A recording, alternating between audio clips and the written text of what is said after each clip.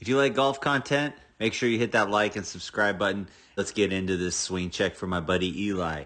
As we get started here, Eli's got good posture, good setup. Overall, everything is looking really solid. Can't really see his feet position because of the grass, but the camera's kind of far away. But overall, from what I can see here, everything looks pretty good. As we get the club working away from the ball, you can see the club kind of travels a little bit inside the hands there. Now that, again, could be camera angle, but it looks very good, actually. And then as we get that club working up that primary swing plane line, you can see that the right knee is maintaining its flex, which means as he's taking the club back, he's loading some weight and pressure into that right leg, which he can then use for later for ground force to push off of. As we get up to the top of the golf swing, it looks like the face of the golf club is a little bit on the closed side at the top, but it's really hard to see here with the way that this camera is positioned and the leaves in the background.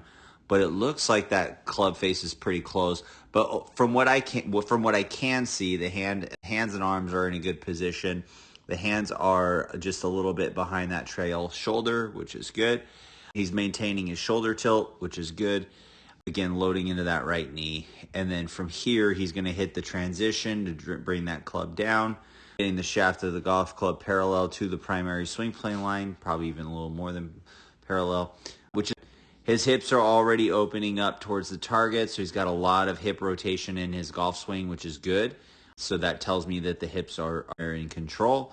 And then as he starts to bring that club down into the hitting zone, he's going to attack the golf ball, continuing to open up his hips and his chest towards the net. You can see the rotation happening there around his spine. And then from here, he's going to make contact with the golf ball, release the club, and then go into that finishing position. Now, this golf swing is a good golf swing. I will say that from what I can tell, again, this is not the best video clarity or angles, but from what I can tell, it looks like because of the fact that his body opens up so quickly and so efficiently to the left, he does have a little bit of a pulling / tugging motion across the ball there, which is why his exit point is a little bit lower than his shoulder exit, which is where the most tour pros exit the club out here. You can see he's got a little bit of a left tug there. And that's not necessarily a bad thing unless it's causing ball flight issues that he doesn't want. So like if he's playing a slice that he can't control, then I would suggest doing some work on swing path and getting him swinging a little bit more out to first base rather than pulling hard left to third base. But if he's hitting the ball the way that he wants to, as far as controlling his ball flight and not spinning it too far right and not hitting those slices, if he's just playing like a nice butter fade, then this works, and this would be a great golf swing to play.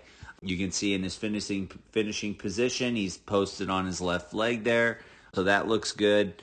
And overall, it is a good golf swing. I would say that it's very much Jack Nicklaus-esque in a way as far as the technique. You know, he's also a taller, lankier guy. And so typically what I've found over the years is that guys who are a little bit more tall and lanky tend to do better with playing fades and swinging left, whereas guys that are a little bit shorter or stockier need to really play more of like that inside out swing path in order to, because shorter, stockier guys don't have the flexibility to swing left like some of the taller guys do and get away with it. Anyways, I hope that helps. As always, aim small, swing smooth. Peace.